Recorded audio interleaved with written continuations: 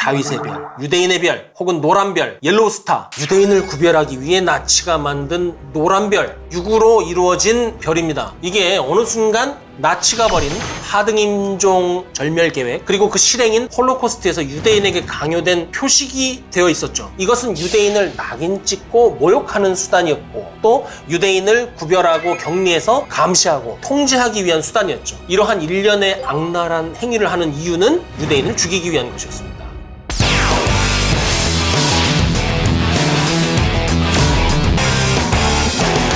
제2차 세계대전 중 나치가 저지른 만행 중에 가장 충격적인 곳을 고르라면 아마도 참혹한 유대인 말살 정책을 떠올리는 분들이 많으실 텐데요. 수백 명이 외투에 노란 별을 달고 기차에, 트럭에, 짐짝처럼 실려서 어디론가 끌려가는 바로 그 장면은 기록문서, 영화 속에서도 자주 볼 수 있었습니다. 유대인을 구별하기 위해 나치가 만든 노란 별, 과연 이 별은 어디서 왔을까요?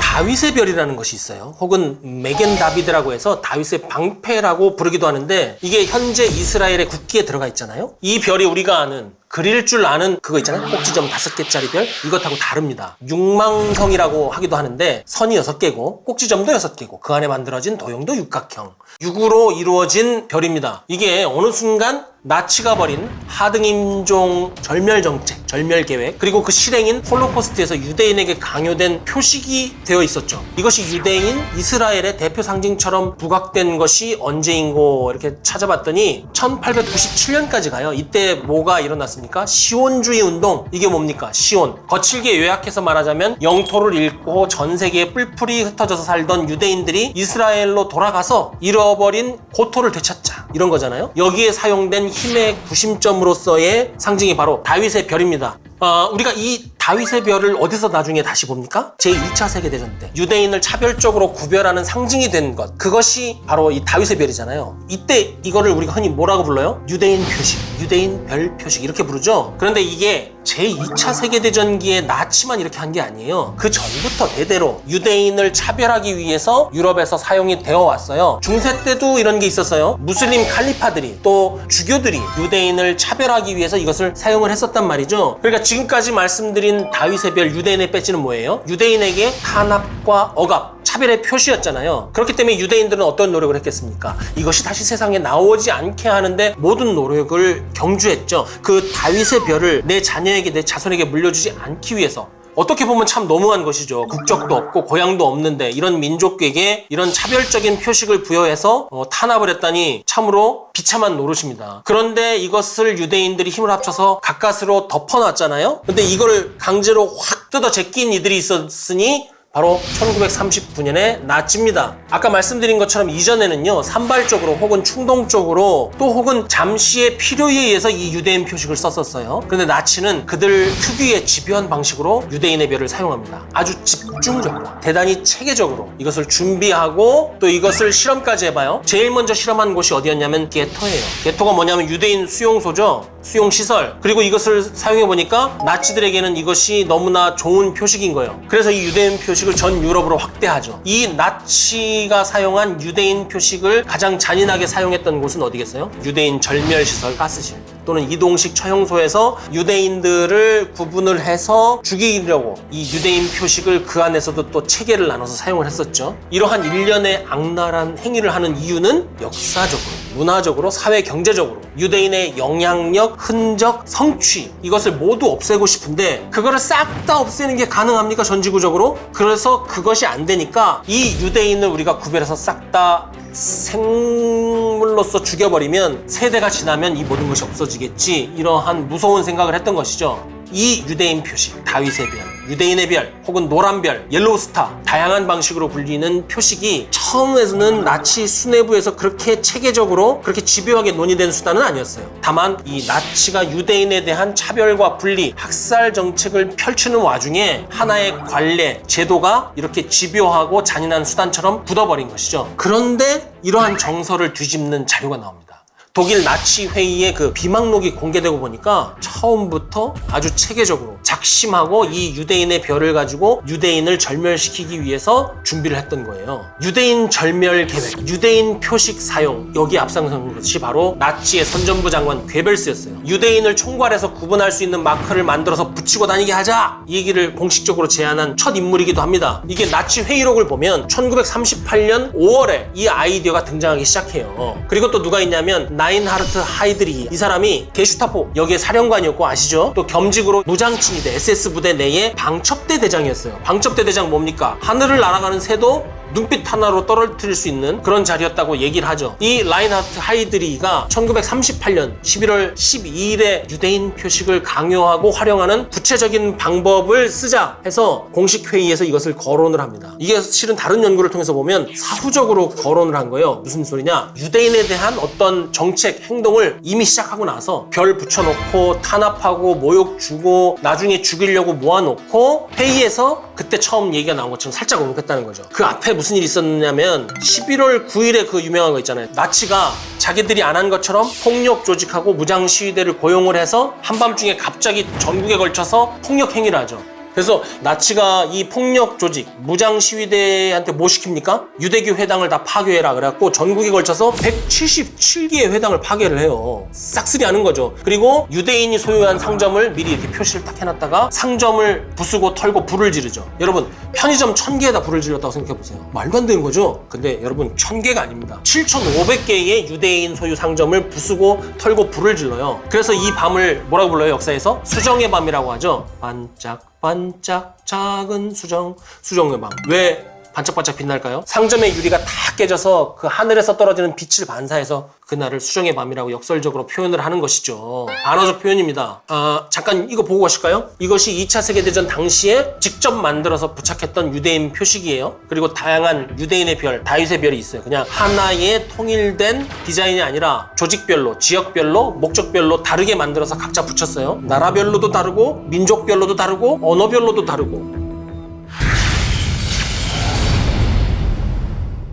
전쟁의 범죄 행위, 잔혹 행위에 대해서 조사할 때 법적이 또 뭐 제도적인 차원에서 따지게 되는 것은 이거거든요. 결국 국가의 주도적인 어떤 시스템에 의해서 계획을 가지고 특정인의 공식적인 명령에 의해서 이것이 실행된 것이냐, 그리고 그걸 따지고 나면 그 명령이 있느냐 보자, 증거가 있느냐 내놔라, 이러거든요. 유대인의 표식을 나치가 유대인을 절멸시키기 위한 아주 구체적이고 계획적인 의도로 사용한 첫 사건이 무엇이냐? 이것을 지금 말씀드리려고 그러는 거예요. 그게 통상 1939년 9월로 봅니다. 폴란드 전역이에요. 나치 독일이 전쟁을 개시하고 폴란드로 들어간 그 직후부터 이 유대인 표식이 폴란드 내에 있는 유대인들을 식별을 해서 차단하고 집합시켜서 구획짓고 결국에는 이들을 죽이는 데 사용됐다고 얘기를 해요.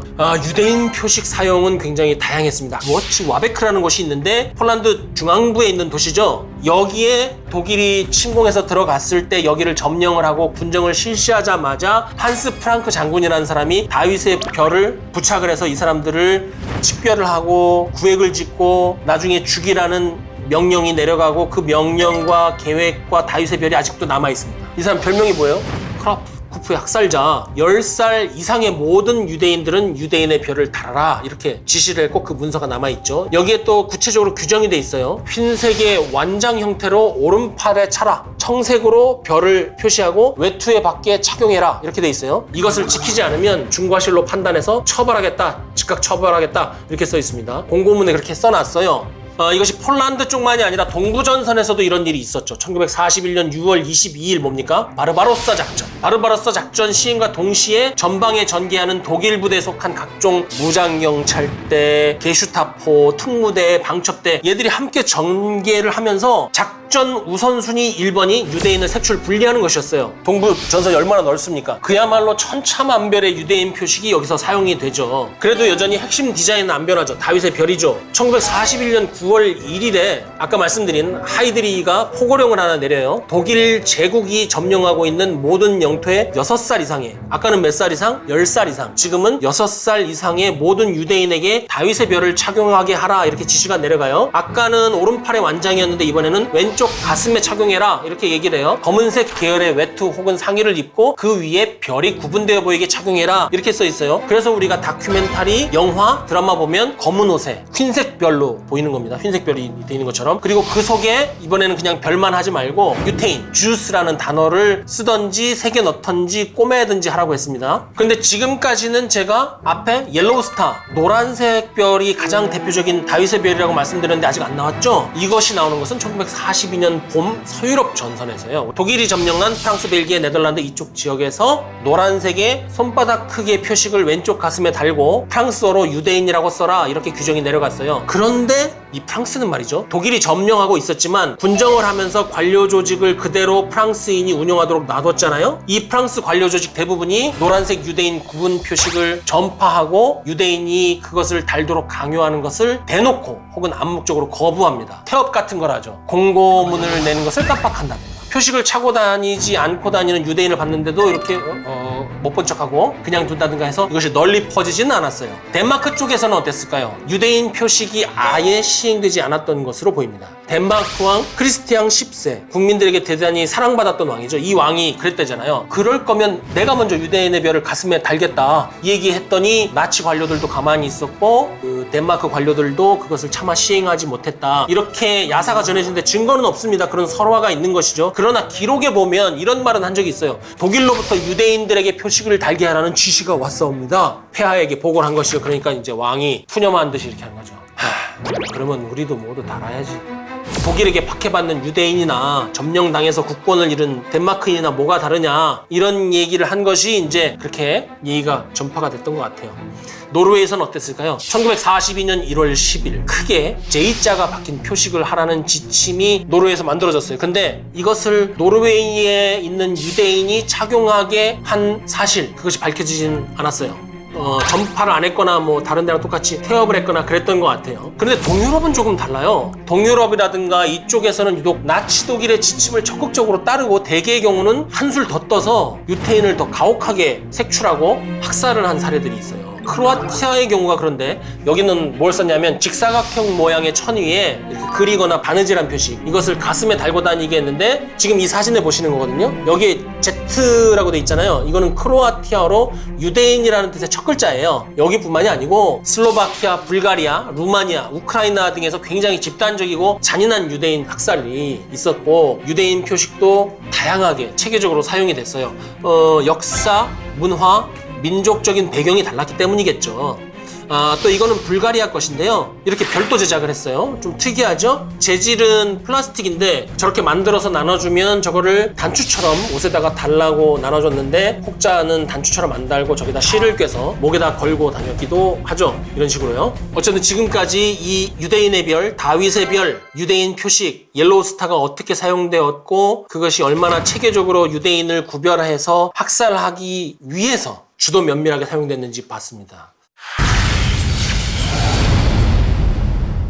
이 유대인 표식, 다윗의 별이 시대를 확 뛰어넘어서 현재도 사용되고 있는 곳이 있죠. 대표적인 게 뭡니까? 이스라엘 국기죠. 이렇게 흰 바탕 한가운데 다윗의 별이 파란색으로 새겨져 있습니다. 그렇다면 이것은 제2차 세계대전이 끝나고 유대인이 겪었던 시련과 고난의 시기를 잊지 말자는 뜻에서 국기에 들어간 것일까요?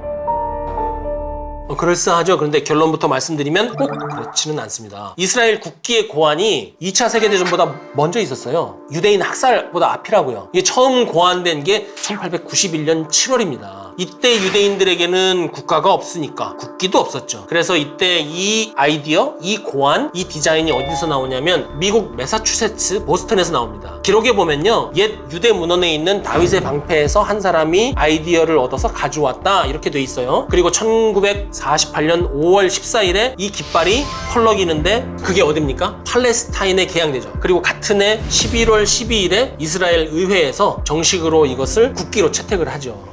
여기까지 얘기를 했는데 뭔가 미진한 느낌이 있죠. 여전히 도대체 나치는 왜 유대인을 그토록 증오하고 학살했을까요? 나치 독일이 유대인을 말살한 것이 히틀러를 비롯한 일부 미치광이의 광기에 의해서 질질 끌려간 그 우연 같은 것, 사건이었던 것, 그렇게 생각을 하죠. 근데 이것을 연구한 학자가 당연히 있었겠죠. 나치 독일과 유대인의 문제, 전쟁 범죄의 문제를 탐구한 대표적인 학자 중에 한 명이죠. 한나 아렌트 같은 사람은 이렇게 얘기합니다. 중세의 압제와 핍박을 겨우 민중혁명으로 뒤집어서 그 이전에 없었던 시민, 주권, 민족, 국가 이런 개념을 현실에 안착시켰잖아요. 그래서 전에는 왕실 그리고 귀족가의 사유물, 동물보다도 못한 것처럼 여겨졌던 백성, 평민들, 이들이 시민으로서 대접을 받고 국가로부터 보호를 적극적으로 받는 시민사회가 건설될 것이다. 이러한 희망을 이제 막 가지면서 이러한 이상이 현실에서 진행이 되고 있단 말이죠. 그런데 이 민족이나 국가 단위의 시민의 백성을 위한 이런 그 정치체가 아직까지 그 이전의 그 왕정이나 귀족 통치가 갖고 있던 그 투쟁적인 세계관, 수직적인 세계관, 백성, 시민을 물건, 동물 이하로 보는 그러한 가치관에서 완전히 벗어나지 못하고 있었던 것이에요. 그래서 결국은 갈등을 통해서 뻥 터진 게 뭡니까? 학자들이 얘기하는 거예요. 그게 1차 세계대전이잖아요. 그 1차 세계대전이 일어났을 때 가장 많이 죽은 건 누굽니까? 민중이에요. 시민, 백성이고. 그리고 전쟁이 끝나고 나서도 돈도 뺏기지, 굶어 죽지, 가족들 뿔뿔이 흩어졌지, 계속해서 고통을 당하는 것이죠. 이 틈을 타서 기존의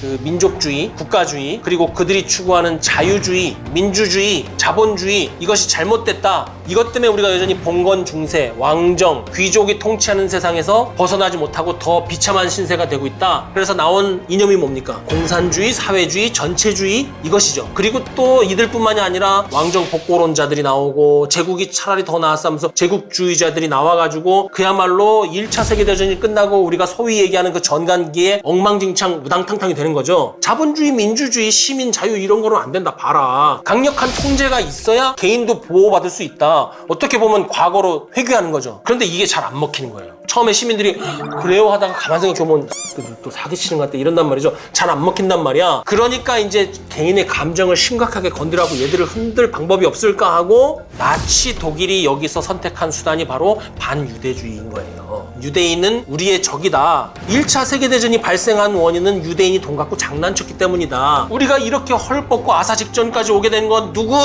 유대, 이거를 한 거예요. 거리에서, 맥주홀에서. 누가? 히틀러가, 나치가. 그러면 어떻게 해야 되느냐? 유대인을 격리해야 된다. 그래야 우리가 더 이상 노예처럼 안 산다. 유대인을 색출해서 갚아주자. 유대인은 우리의 적이다. 점점 이렇게 적개심을 격상시키는 것이죠. 유대인을 몰아내고 절멸시키자. 그렇게 하려면 유대인이 있는 곳에 우리가 들어가야 된다. 그래서 어디로 가요? 동유럽으로 가는 것이죠. 러시아로 쳐들어가는 것이죠. 이게 이제 집단 광기가 되는 것이고 전쟁을 일으키기 위한 강력한 원동력, 명분, 정치적 힘이 되었던 겁니다.